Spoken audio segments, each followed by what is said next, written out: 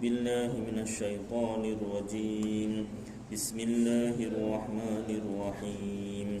اللهم إني احترت بدرب الله طوله ما شاء الله كفله لا إله إلا الله بابه محمد رسول الله صلى الله عليه وسلم سقفه لا حول ولا قوة إلا بالله العلي العظيم. أحاط بنا من بسم الله الرحمن الرحيم. الحمد لله رب العالمين الرحمن الرحيم مالك يوم الدين. إياك نعبد وإياك نستعين. اهدنا الصراط المستقيم صراط الذين أنعمت عليهم غير المغضوب عليهم ولا الضالين آمين. سور سور سور. الله لا إله إلا هو الحي القيوم لا تأخذه سنة ولا نوم له ما في السماوات وما في الأرض. من ذا الذي يشفع عنده إلا بإذنه يعلم ما بين أيديهم وما خلفهم ولا يحيطون بشيء من علمه إلا بما شاء وسع كرسيه السماوات والأرض ولا يؤوده حفظهما وهو العلي العظيم. بنا استدارت كما استدارت الملائكة بمدينة الرسول بلا خندق ولا سور من كل قدر مقدور وحذر محذور ومن جميع الشرور. تترسنا بالله تترسنا بالله تترسنا بالله من عدونا وعدو الله من ساك أرش الله إلى قاع أرض الله بمئة ألف ألف ألف لا حول ولا قوة إلا بالله العلي العظيم. عزيمته لا تنشق بمئة ألف ألف ألف لا حول ولا قوة إلا بالله العلي العظيم. صنعته لا تنقطع بمئة ألف ألف ألف لا حول ولا قوة إلا بالله العلي العظيم. اللهم إن أحد أرادني بسوء من الجن والإنس والوحوش من بشر أو شيطان أو سلطان أو وسواس فاردد نذرهم في انتكاس وقلوبهم في وسواس وأيديهم في إفلاس وأوبقهم من الرجل إلى الرأس لا في سهل يجدع ولا في جبل يطلع بمئة ألف ألف ألف لا حول ولا قوة إلا بالله العلي العظيم. وصلى الله على سيدنا محمد وعلى آله وصحبه وسلم والحمد لله رب العالمين.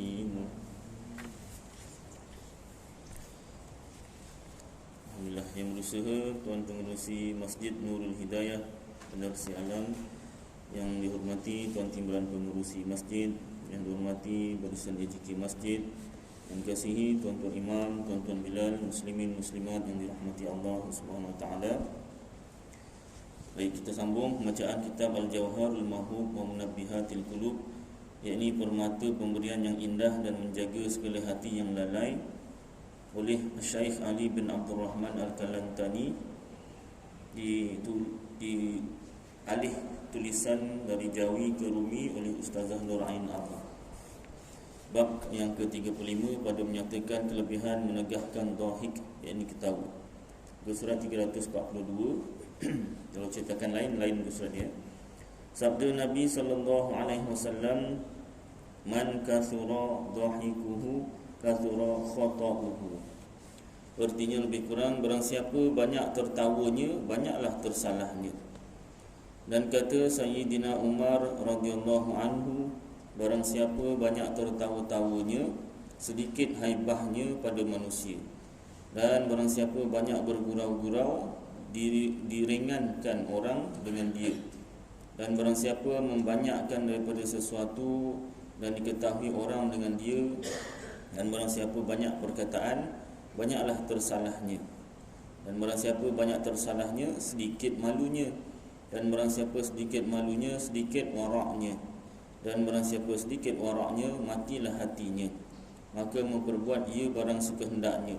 Seperti kata setengah mereka itu, idza lam takhsha aqibatal layali wa lam tastahi fasna' ma tasha'u. Artinya lebih kurang, apabila tiada engkau takut akan sudahan segala malam dan tiada malu engkau, maka perbuat olehmu akan barang yang engkau kehendak. Yang tak ada malu, memang ikut suka hatilah dibuat. Na'udzubillahi min dzalik. Dan kata Sayyidina Ali radhiyallahu anhu, takut olehmu daripada bahawa engkau sebut akan perkataan yang mentertawa-tawakan orang. Dan jikalau engkau menghikayatkan, menceritakan perkataan orang lain sekalipun, jangan mentertawakan orang. Jangan tertawakan orang, jangan merendah-rendahkan orang lah sampai orang lain ketawakan dia. Jadi hati-hatilah. Alah, gurau pun tak boleh Ustaz. Tak boleh gurau, duduk surau lah Ustaz.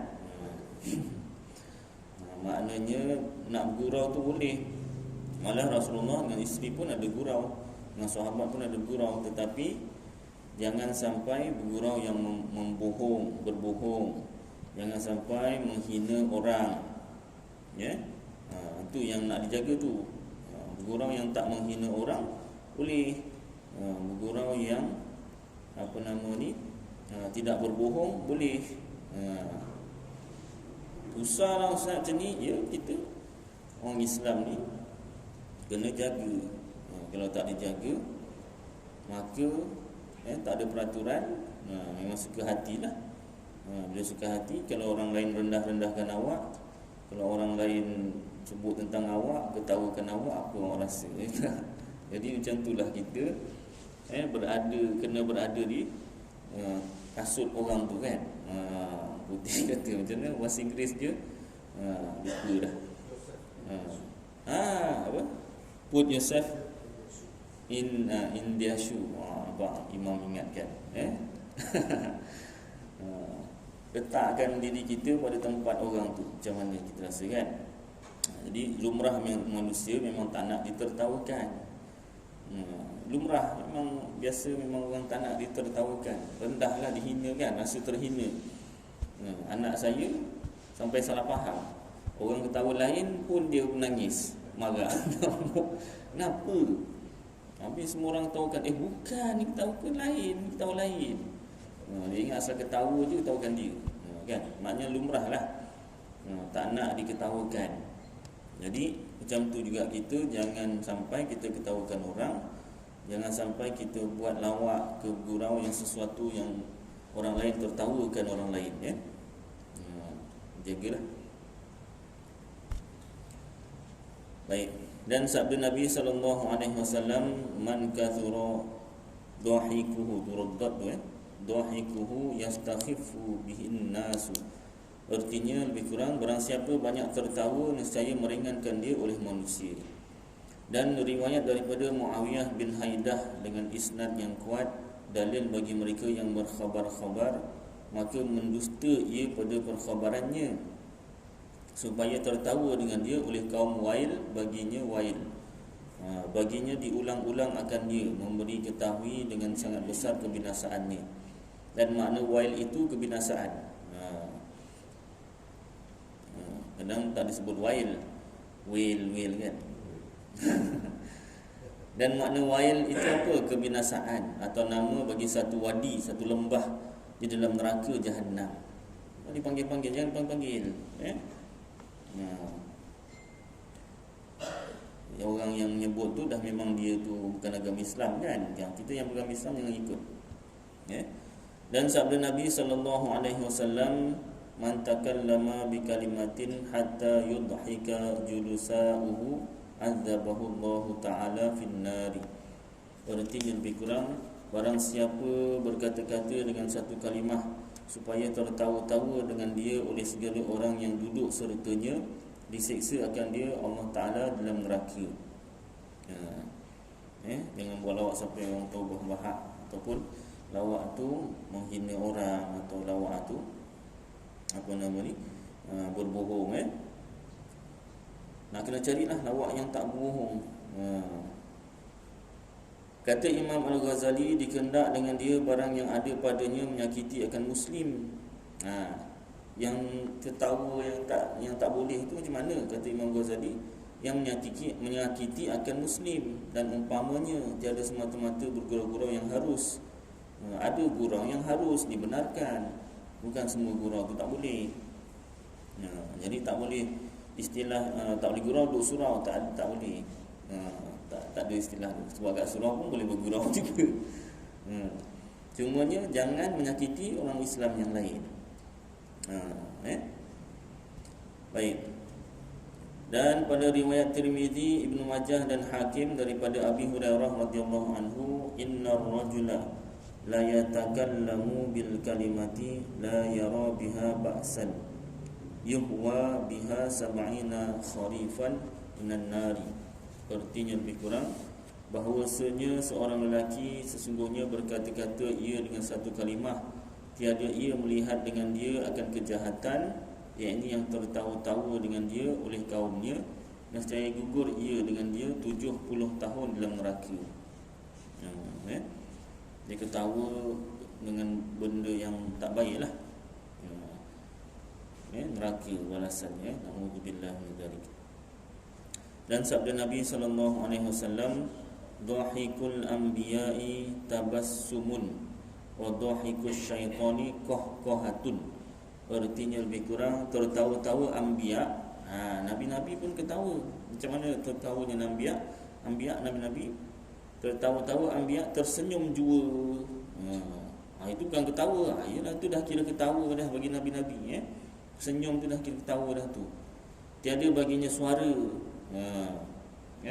Dan tertawa syaitan itu qahqahah. Qahqahah tu apa? Bunyi dah pun qahqahah tu kan. Yang ini mengilai-ngilai, sekira-kira didengar akan suaranya dari jauh. Bahak lah ceritanya kan. Bahak-bahak. Jadi kita kalau boleh kawal, kita kawal lah. Ini satu perkara tasawuf, amalan untuk hati kita. Mau'izah, satu peringatan. Ini suatu pengajaran.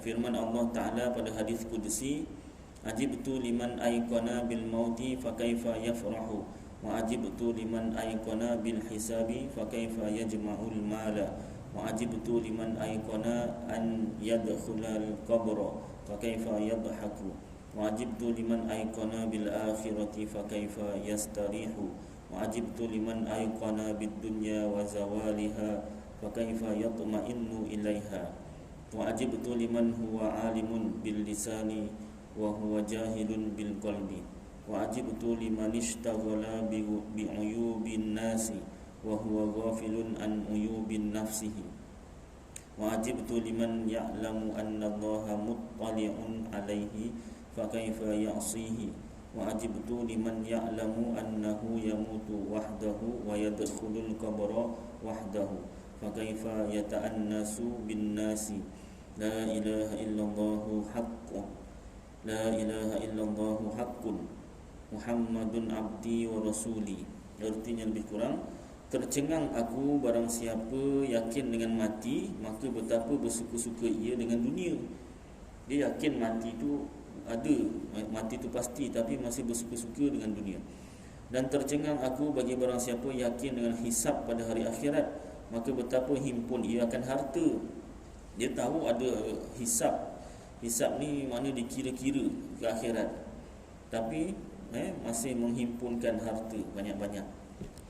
Dan ajaib aku bagi barang siapa yakin dengan masuk ia akan kubur, maka betapa tertawa-tawa ia. Dia yakin masuk kubur tapi tertawa-tawa dan tiada mengambil fikir dengan barang yang kemudian daripada mati.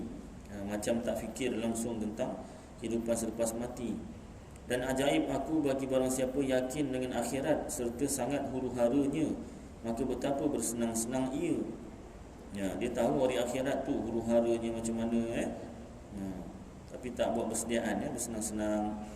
Dan hairan aku bagi orang yang yakin dengan dunia itu hilangnya, maka betapa ketetapan ia kepadanya. Dunia tu dia akan tinggalkan. Nama pun meninggal dunia kan. Mana dunia tu ditinggalkan tapi betapa ketetapan ia kepadanya. Dia masih macam nak menetap dekat dunia selama-lamanya. Dan hairan aku bagi orang yang iaitu mengetahui dengan lidah padahal ia jahil dengan hatinya.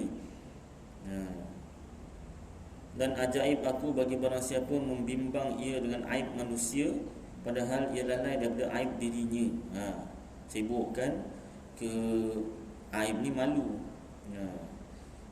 Tapi tak boleh sebut kemaluan orang. Maknanya apa, perkara-perkara yang memalukan orang lain, aib orang lain, malu orang lain disibukkan, aib diri sendiri dilupa.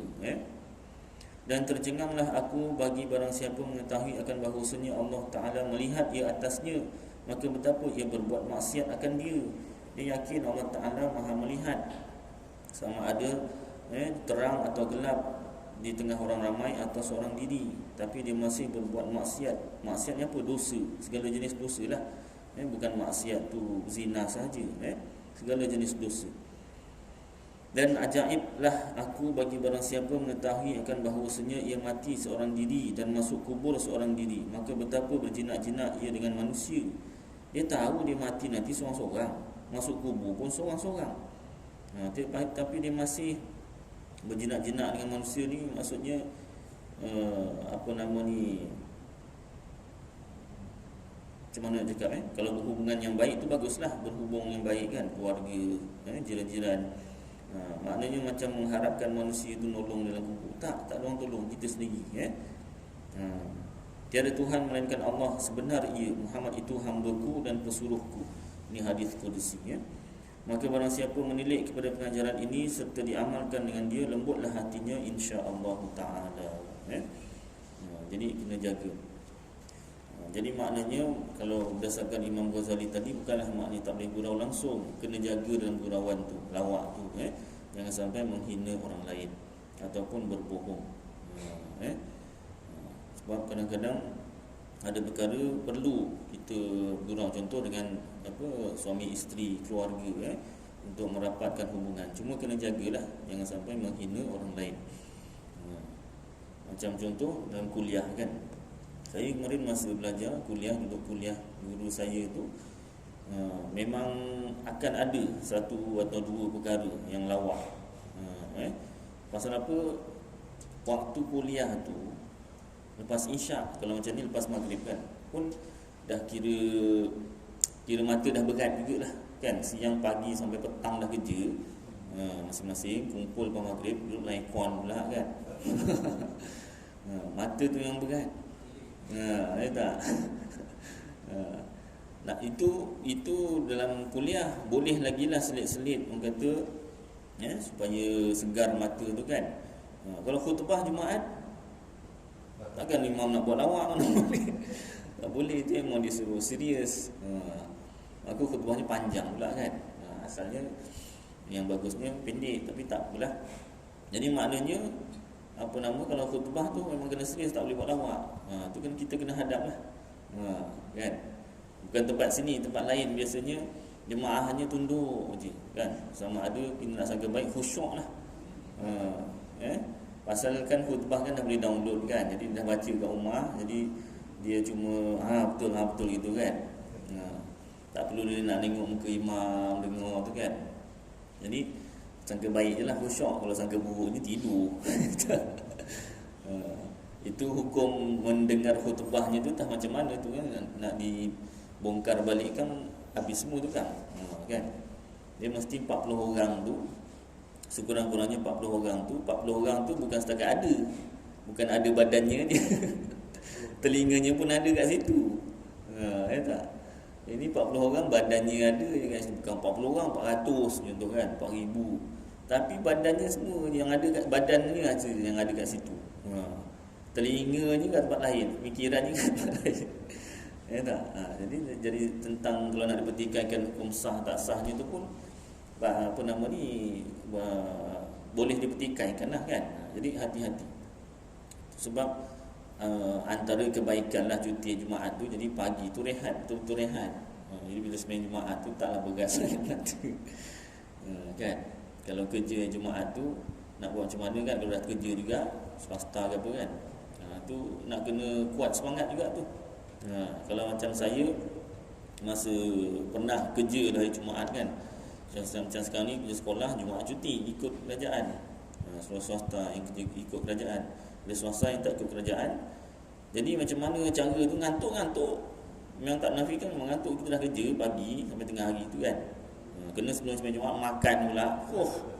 Lagi lah berat. Tak makan lapar. Dah makan berat pula mata kan. Jadi macam mana cara, satu ambil semayang lah. Jangan dilap, jadi biar basah-basah tu kan. Sejuk. Kemudian tukar-tukar tempat duduk, bukan tempat duduk, apa nama ni, cara duduk tu. Mula bersila. Dah bersila berat mata, dah duduk tahiyat awal. Berat, duduk tahiyat akhir. Berat juga apa nama ni, pandailah duduk macam mana. Semua duduk mengantuk, diri je tak apa. Orang pun tak marah. Orang lain sebab tak nampak pun nak berdiri. Ya tak? Berdiri. Imam pun tak nampak berdiri. Imam khusyuk baca tu kan, khutbah. Kalau ada orang tanya, ngantuk, saya nak dengar khutbah. Baguslah kan. Jawab tak apa, awak tahan ngantuk. Ya, awak polis saya. Taklah. Apa pula, siapa makan cili, dia terasa pedas lah. Awak makan cili ke? Baik. Jadi ada benda kena serius. Jadi makna kat sini, soal ketawa ni kena ambil perhatian juga tentang kata-kata lah. Jangan sampai kata-kata kita tu tersalah. Bukan buat lawak atau apa gurau saja dalam percakapan harian tu kan. Jadi kalau khutbah tak boleh buat lawak lah. Yang kedua, khutbah memang kena serius, kita yang kena bersedia untuk mendengar tu kan. Kalau tak mendengar, nanti tak tahu apa isi khutbah kan. Contoh dalam khutbah yang lepas ada sebutkan tentang izin Allah tu kan. Jadi ada ayat Quran tentang Allah. Jadi untuk apa penjelasan lanjut tu, mungkin sini pernah diterangkan tentang izin Allah tu kan. Tapi untuk penjelasan lanjut, kita tengok daripada kitab tafsir para ulama. Dalam ayat Quran ada kitab tafsir tentang izin Allah kan. Tajuk besarnya izin Allah. Kita perlu tahu juga lah, ada kaitannya juga dengan apa nama ni. Ini berkaitan dengan tauhid lah, izin Allah. Jadi dalam ayat Quran, ayat yang pertama sebut tentang izin Allah surah Al-Baqarah ayat berapa 20 pula. Tapi ayatnya ini surah Al-Baqarah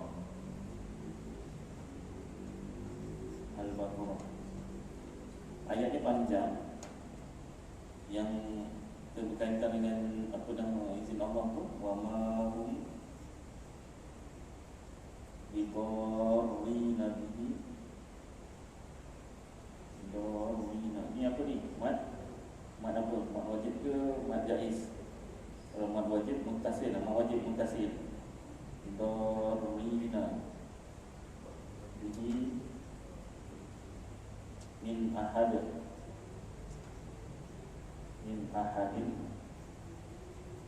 illa biiznillah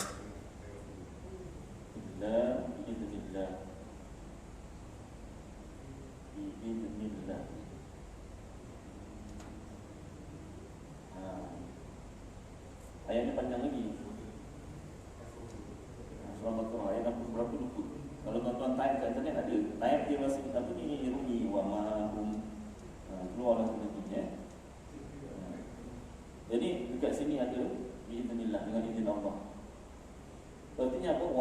tidaklah mereka ni apa? Ahli sihir, syaitan, bidarrina, dengan memberi mudarat mereka itu, syaitan jin itu, bihi dengan dia, dengan sihir dan sebagainya, min ahadin, daripada seseorang, maknanya memberi sihir kepada seseorang, illa, melainkan biiznillah, dengan izin Allah. Tak memberi mudarat jin, syaitan dan sebagainya pada satu orang melainkan dengan izin Allah. Jadi makna izin Allah yang sebenarnya apa? Adakah maknanya yang pertama, makna yang boleh difahami, izin Allah dalam bahasa Melayu, izin Allah tu permission, bahasa Inggeris permission, bahasa Melayu apa? Keizinan, kebenaran. Terima kasih. Kita ni kuliah apa nama, dua hala. Satu hala tak jadi. Kebenaran. Orang Jawa kata permission. Jawa yang pandai cakap bahasa Inggeris. Kebenaran, permission. Ataupun yang kedua, apa nama ni, pinjamkan, pinjamkan kuasa. Dia bukan pinjamkan aja, atau anugerahkan, anugerahkan, atau titipkan. Dan yang sama makna lah kan, yang sinonim, kuasa dan pilihan. Adakah maknanya yang pertama Allah beri kebenaran? Beri kebenaran ni maksudnya Allah Ta'ala dah tak campur langsung lah. Allah Ta'ala beri kebenaran.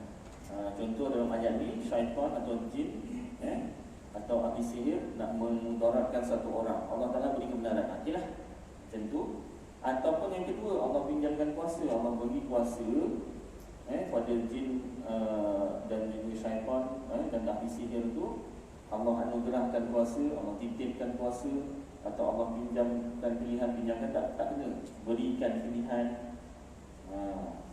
Katalah nak pilih, nak mudaratkan orang ke tak, beri pilihan, pinjamkan kuasa, anugerahkan kuasa, titipkan kuasa, atau berikan pilihan. Maka ahli sihir itulah, syaitan itulah yang memudaratkan seseorang. Adakah itu maksud? Yang jawab dulu. Yang ni jangan jawab dulu. Ini bukan tanya untuk dijawab.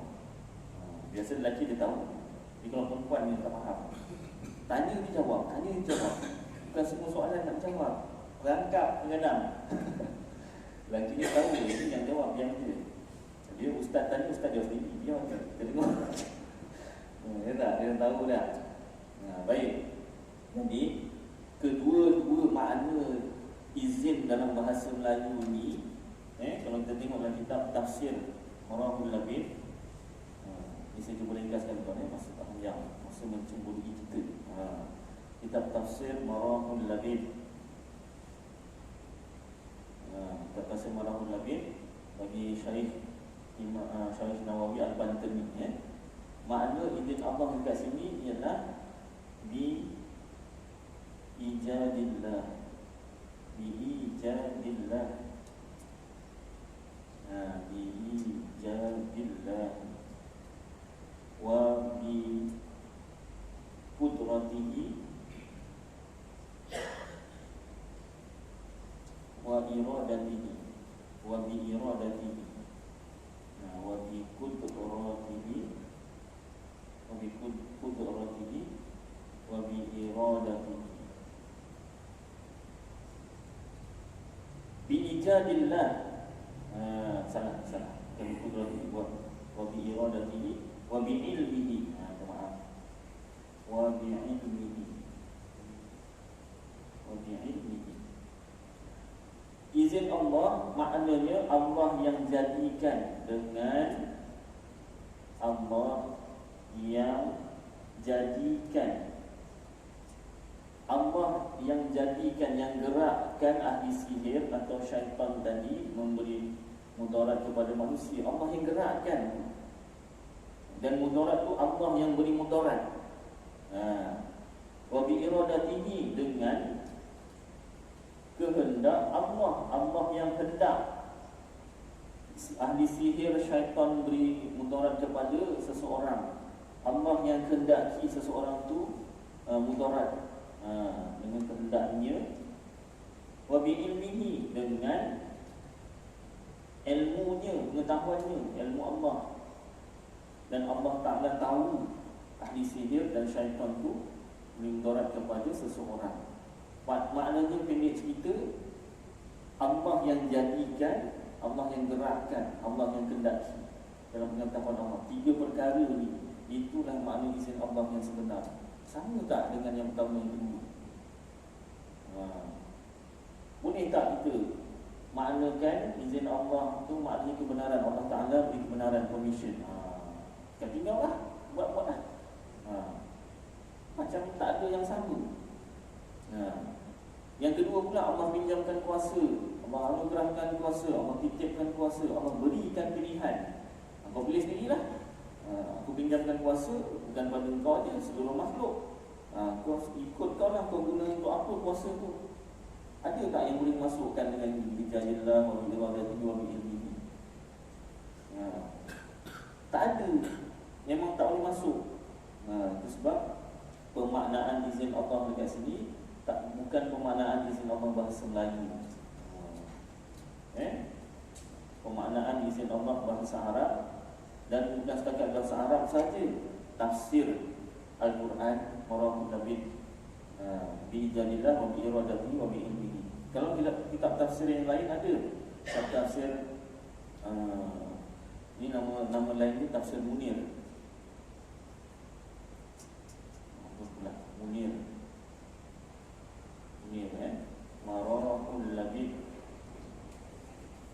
atau tafsir Munir. Yang kitab tafsir lain apa? Kitab Ibn Katsir dekat Masjid Kampung Pokok Baru, saya pernah bacakan. Dia ada kitab tafsir Ibn Katsir, terjemahan.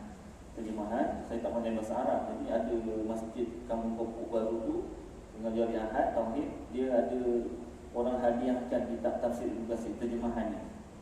RM700 kata Imam Zainuddin menghadiahkan situ. Jadi saya bacakan ayat Al-Quran ni, makna apa?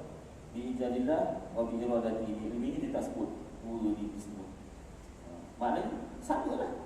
Kemudian dalam kitab tafsir apa? Kitab tafsir, kalau yang bahasa Melayu, Nurul Ihsan. Kitab Nurul Ihsan. Saya ngajar dekat Tamasri Bulan Perdana. Ada satu haji nama jadi Ahad. Dia tak bagi saya sebut nama dia dalam kuliah. Banyak kali saya petik nama dia. Dia belajar kitab tafsir, kitab tauhid, fikih, tasawuf. Dia belajar tu tahun 82. Saya belum lahir. Saya 85 lahir. Belum lahir dia dah khatam. Dia hadiahkan saya, mula-mula dia pinjamkan lama-lama. Saya hadiahkan ustaz. Saya pun tak baca dah. Anak saya, cucu saya pun tak baca. Dia hadiahkan kitab tafsir Nurul Ihsan. Dia kitab Melayu tu, Jawi lah. Kitab Nurul Ihsan. Saya tengok di sini lah. Kalau tak silap, bi'ijanillah sahaja. Kalau tak silap lah, tak sampai 3, 1 sahaja. Pun sama, Nurul Ihsan. Jadi maknanya tuan-tuan, dalam kitab-kitab tafsir tak ada pun sebut permission. Memanglah bahasa Inggeris kan. Kebenaran tak ada. Makna yang menunjukkan kebenaran tak ada. Makna yang menunjukkan Allah pinjamkan kuasa pun tak ada. Makna yang menunjukkan Allah berikan pilihan tak ada. Sebab ni ayat hakikat. Ayat hakikat, hakikat tauhid, kejadian sebenar. Kejadian yang sebenar Allah yang jadikan dengan kehendak Allah, dengan pengetahuan Allah. Pada zahir pandangan mata kasar ini, zahirnya pandangan mata kasar seolah-olah ahli sihir lah yang beri mudarat pada seseorang.